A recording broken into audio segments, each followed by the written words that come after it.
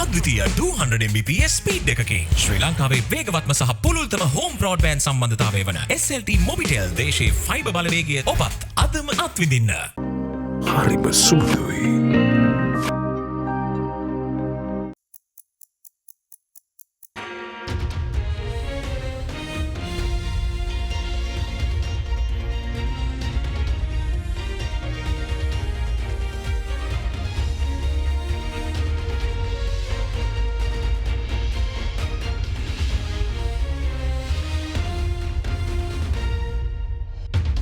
Tonight on First and 9, this Saturday the 13th of May 2023.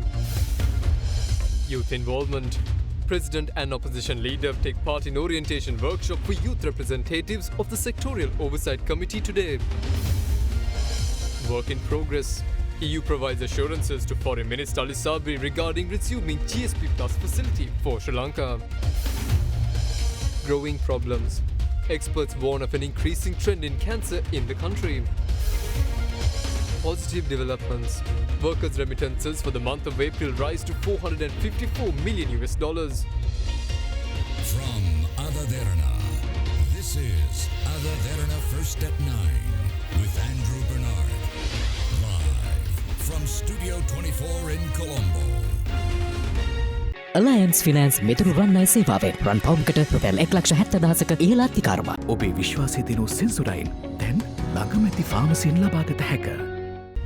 Very good evening and welcome to AdaDerana 24's English News. In your top story for tonight, opposition leader Sajith Premadasa states that all parties must set aside their differences and work towards the betterment of the country. He made these remarks while speaking at the orientation workshop for the youth representatives of the Sectorial Oversight Committee that was held today. Now, during the event, President Ranil Wickremesinghe stated that the youth is offered a privilege by being able to take part in the decision-makings of the country while facing a difficult time by taking part in this situation.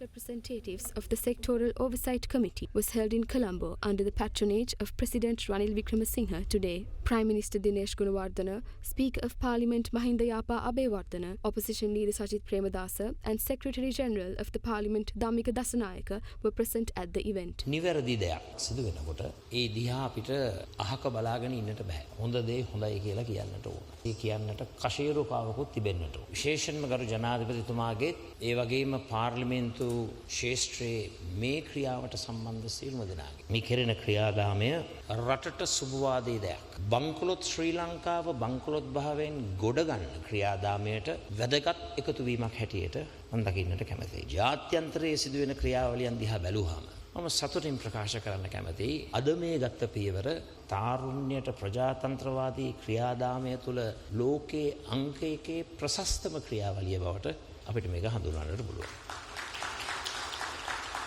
අවස්ථා ගණනාවකදී මේ රටේ තරුණ කැරලි ඇති වෙලා තිබෙනවා. ඒ අමිහිරි අතීතය ගැන අපි කතා කරන්න අවශ්‍ය නැහැ. නමුත් අපි පාඩම් ඉගෙන ගන්නට ඕන. කතරම් පරස්පර ස්ථාවරයන් වල හිටියත් රටේ පොදු යුතුයකම උදෙසා අපි එකට එකතු වීමේ කාලය එළඹිලා තිබෙනවා. එකට එකතු වීම කියන්නේ රටට අගයක් එකතු කිරීමක් මිස තනතුරු තාන්න මාන්න පට්ටම් හුමාරු කර ගැනීම 225 අතර වරදාන වරප්‍රසාද බෙදා හදා ගැනීම නොවේ කියන එක මම පැහැදිලි කරන්නට ඕන විශේෂයෙන්ම මේ තාරුණ්‍යයට. 535ක් තෝරලා තියෙනවා පාර්ලිමේන්තුවේ වැඩ කටයුතු වලට සහභාගී වෙන්න. පාර්ලිමේන්තුවට සහභාගී වෙන්නේ පාර්ලිමේන්තු කොමිටි වල ඉන්න තරුණ නියෝජිතයන් හැටියට. මම හිතන්නේ ලෝකේ පළවෙනි වතාවට මේ සිදු වෙලා තියෙනවා. මම හිතන්නේ සභාගර්භයට ඇතුල් වෙලා කතා කිරීමයි ඡන්ද දෙන එක හැර අනික් සියලු වැඩ කටයුතු වලට ඔබට සහභාගී වෙන්න අවස්ථාව තියෙනවා. තරුණයන්ට ලෝකේ ස්වල්ප දෙන්නට විතරයි මෙහෙම අවස්ථාව ලැබුණේ. මම වාසනාවන්තයෙක්. මට ලැබුණ අවුරුදු 28 පාර්ලිමේන්තුවට ගිහින් නියෝජ්‍ය ඇමතිකමක් ගන්න. ඒත් බොහෝ දෙන්නට අවස්ථාව නැහැ. අද ඒ අවස්ථාව ඔබට ලැබිලා තියෙනවා. ඒකෙන් සම්පූර්ණ ප්‍රයෝජනය ගන්න කියලා මම මෙතන කියන්න කැමතියි. කොහොමද මේ ක්‍රමවේදය ඇති වුනේ? ගිය අවුරුද්දේ ශාල කැළඹීමක් මේ රටේ තිබුණා. ඒ අවස්ථාවේදී තමයි කිව්වා 225ම දාන්න කියලා දියවන්නවට. ඉතින් 225 දියවන්නවට දැම්ම නම් පරිසරයට හානියක් වෙනවා විතරයි. පාරට බැහැලා ගෙවල් ගිනි තියෙන එකත් විසඳුමක් නෙමෙයි. ඔබට මේ ලැබෙන කාලේ මං හිතන්නේ වෙන කාටවත් ලැබෙයි කියලා. අද ආර්ථිකය කඩා වැටලා රට බංකොලොත් වෙලා විශාල ප්‍රතිව්‍යුහගත කිරීමක් කරනවා. වියදම් අඩු කරනවා. අපේ සංස්ථා ගණනාවක් ප්‍රතිව්‍යුහගත කරන්න තියෙනවා. ශ්‍රී ලංකන් වාගේ සමාගම් විකුණන්න තියෙනවා. අලුත් අධ්‍යාපන ක්‍රමයක් ගැන හිතන්න තියෙනවා. එහෙනම් මේවා සාකච්ඡා කරන්න ඔබට අවස්ථාව ලැබෙනවා. ඊළඟ පාර්ලිමේන්තුව වෙනකම් බලාගෙන ඉන්න නැතුව දැන් අවස්ථාව දීලා තියෙනවා. ඔබ සියලු දෙනාටම එකට එකතු වෙලා මේ වැඩ කටයුත්ත කරන්න. No discussion was held today between Foreign Minister Ali Sabri and Vice President of the European Commission Joseph Borrell Fontelles. During a meeting on the sidelines of the second EU Indo-Pacific Ministerial Forum, the European Commission Vice President has assured to engage with Sri Lanka for positive progress on the GSP Plus scheme. The Sri Lankan Foreign Minister also held bilateral discussions with several other foreign ministers of other nations. Foreign Minister Ali Sabri is currently attending the second Indo-Pacific Ministerial Forum in the Swedish capital, Stockholm. The forum is organized under the Swedish presidency of the Council of the European Union in collaboration with the European External Action Service. Minister Sabri will co-chair the first roundtable discussion under the theme of building more sustainable and inclusive prosperity together, one of the 3 roundtables of the forum. On the sidelines of the summit, the Sri Lankan Foreign Minister held bilateral discussions with several of his foreign counterparts and other key officials. Taking to Twitter, Minister Sabri stated that he held discussions with the Dutch Deputy Prime Minister and Foreign Minister Wopke Hoekstra. According to Minister Sabri, the discussion was focused on Netherlands' continued support to Sri Lanka's economic resurgence and further strengthening of bilateral ties between the two countries. It was also mentioned that Minister Sabri requested Netherlands technical assistance for the development of Sri Lanka's agricultural sector, while he had also briefed the Dutch Foreign Minister on investment opportunities available in the country. Minister Sabri also met with High Representative of the EU and Vice President of the European Commission Joseph Borrell Fontelles. Taking to Twitter, the minister stated that he updated Joseph Fontelles on the progress of the chairmanship of the Indian Ocean Rim Association and its vital role in the Indian Ocean. According to Sabri, the EU has assured to engage with Sri Lanka for prospective progress on the GSP Plus scheme. It was further mentioned that the EU is willing to support Sri Lanka on the progressive work being done on areas including economic recovery, reconciliation and safeguarding democracy. In the meantime, Minister Sabri also met and held discussions with the Minister of Foreign Affairs of Romania. The discussions were focused on port-to-port cooperation, reviving the business council between the two countries, and investment opportunities in Sri Lanka, particularly in the IT sector and the port city. The Romanian Foreign Minister also welcomed the decision to establish the new Sri Lankan embassy in the Romanian capital. Further, during a discussion with the foreign counterpart of the Republic of Latvia, the Sri Lankan Foreign Minister has agreed to explore on how to enhance the strong relations between the two countries. Topics such as cooperation in trade and education were also discussed during their bilateral discussion. Now, Director of the National Cancer Control Program, Dr. Eshani Fernando, states that the number of cancer incidents have been increasing over the past few years. Further, the director also added that many cancer patients can be avoided through early detection, vaccination and following a healthy lifestyle. Speaking at an event in Colombo, President of the Sri Lanka College of Oncologists, Dr. Prasad Abesinghe, emphasized on the need to get medical equipment with the latest technology installed in them in order to treat cancer patients in a cost-effective manner. A seminar on the rising trend of cancer in Sri Lanka, organized by the Health and Nutrition Committee, was held at the auditorium of the Organization of Professional Associations of Sri Lanka last Thursday. We spend about 1.4 USD billion to our health. That comes to about $207 per capita, whereas our per capita is around 4,000 US dollars. Sri Lankan budget for drug purchases is about 200 million. So out of that 1.4 billion, we spend about 200 million for our drugs. The figure says that we spend about 0.6% of GDP on our cancer care. We need to use proper machines because these machines are costing a lot, and if you were to purchase these machines work for 10-15 years. We need to buy the machines with latest technology. So at the moment there's a discussion going on with regard to this aspect as well. After doing this analysis, we decided all these drugs that has been used for several indications in cancer care in Sri Lanka, we have recommended the ministry not to purchase them any longer. If you try to spend our limited resources haphazardly, we are going to get into big problem. A lot of patients will die because of that if you don't have proper policies. Based on these thresholds, we calculated that 24 million required to acquire these thresholds of medicine. Out of which also, if you just think about the highly cost-effective drugs, we only have to spend about 7.4 million US dollars. And that will cover majority of our cancers and majority of the curative treatment will be covered by that cost. So out of 200 million budget, if we spend 7.4 million, we can do a fairly acceptable job. But if you try to ignore all these thresholds and try to purchase haphazardly, it will cost Sri Lanka 300 million US dollars. Breast cancer. Like in the world, NCDs are the leading cause of death even in Sri Lanka. And cancer is the second leading cause of death in Sri Lanka. And according to the latest available Registrar General information of 2019, 10.65%, that is 15,600 people have died of cancer in 2019. We have had 13,649 new cancer cases in 2020. The cancer incidence, it is increasing. And the most common cancer among males in Sri Lanka is lip and oral cavity, and most common cancer among females in Sri Lanka is breast cancer. What are the strategies the ministry has adopted to reduce the cancer burden? Primordial and primary prevention, early detection, then the third, survivorship and palliative care. What are the preventive strategies we have? Prevention of risk factors. Use health promotive strategies. There's something specific that we could do to prevent females getting cervical cancer, that is human papilloma virus immunization. Fortunately, our country started this immunization program some years ago, and according to the chief epidemiologist, the immunization coverage has reached 98%. That is, our people in this country believe in immunization, and girls of 10 to 11 years are being immunized in schools. Then we have another vaccination, hepatitis B vaccination, that is, some other liver cancers could be prevented by having this vaccination. So those are the preventive strategies.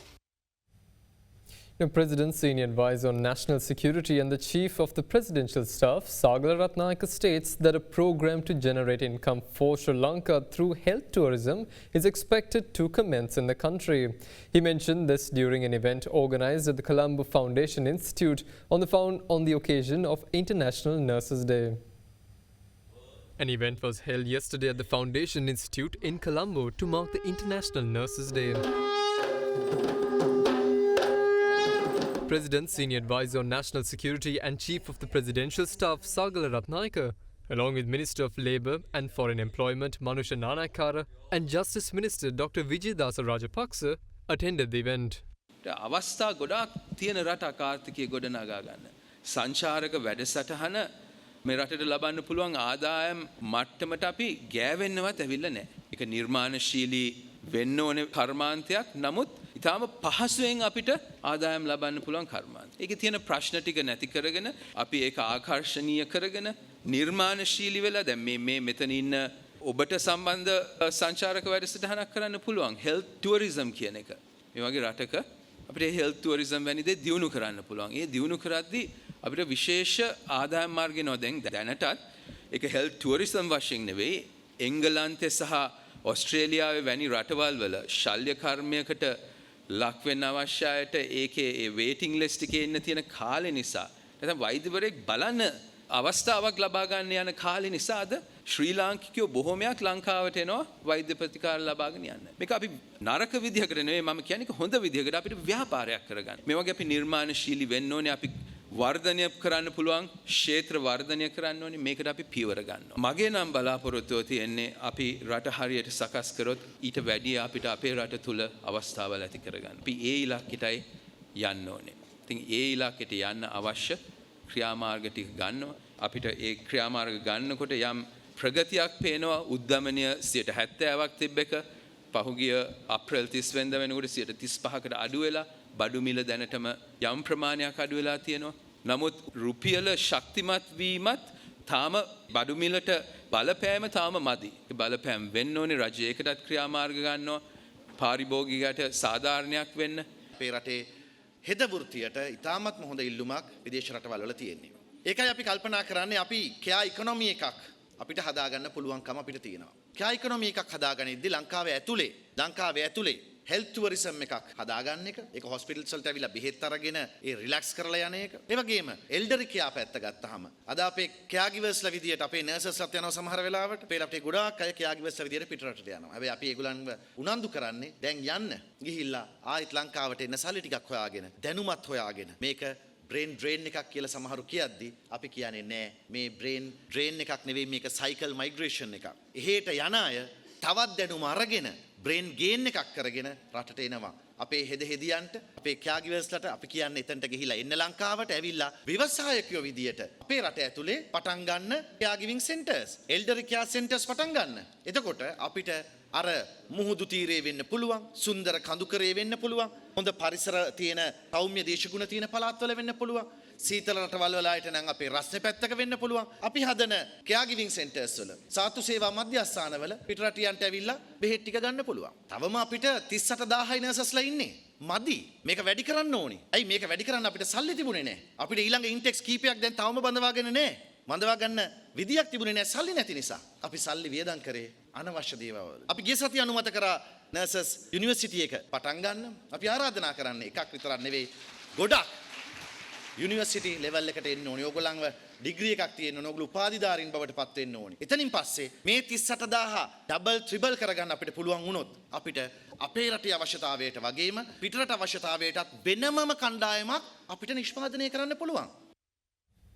Now, Cyclone Mocha has further intensified into an extremely severe cyclone today and is expected to move towards Bangladesh and North Myanmar coast by tomorrow noon. The Department of Meteorology today forecasts that the showers or thunder showers can be expected to occur in several parts of the island.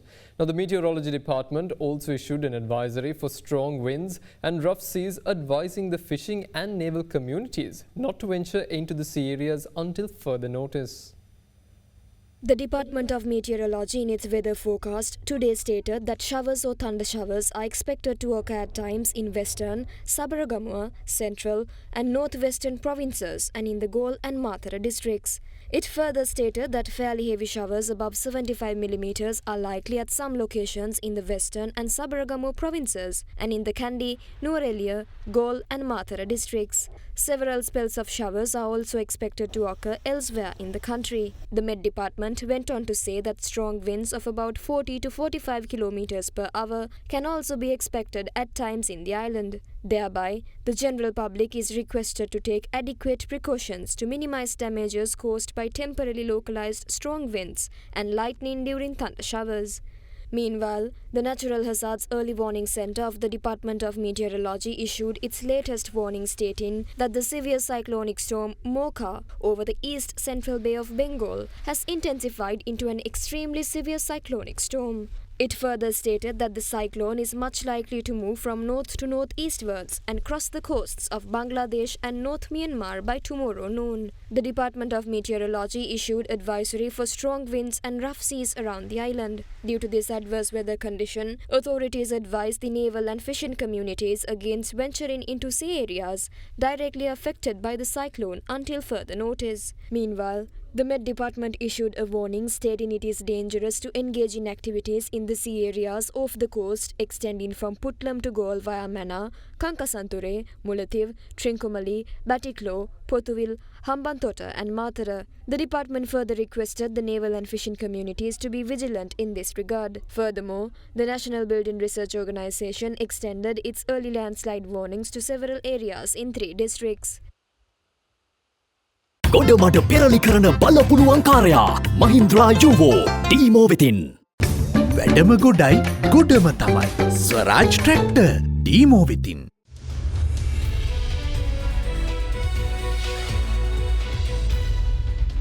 Welcome back. According to Minister of Labour and Foreign Employment Manusha Nanaikara, Sri Lankan migrant workers' foreign remittances recorded in April 2023 have seen an improvement in comparison to the inflows recorded in April 2022. Now, accordingly, workers' remittances have climbed to $454 million last month from the inflows in April 2022, which amounted to only $248.9 million. The minister added that this is a 82.5% increase from the inflows recorded in April last year, which is an increase of $205.1 million.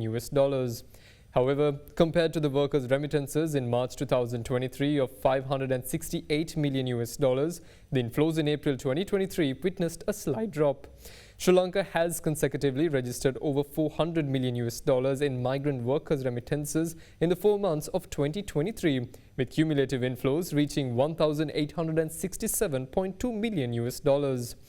Further, workers' remittances were at $437.5 million and $407 million in January and February, respectively.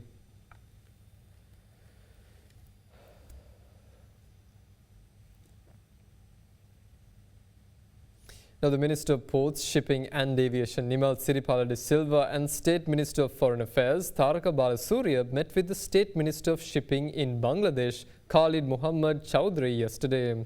During the discussions, the ministers have agreed on the necessity of finalizing the proposed agreement on coastal shipping between Bangladesh and Sri Lanka, and also the standard operating procedure to facilitate the feeder services between the ports of Colombo and Chattogram.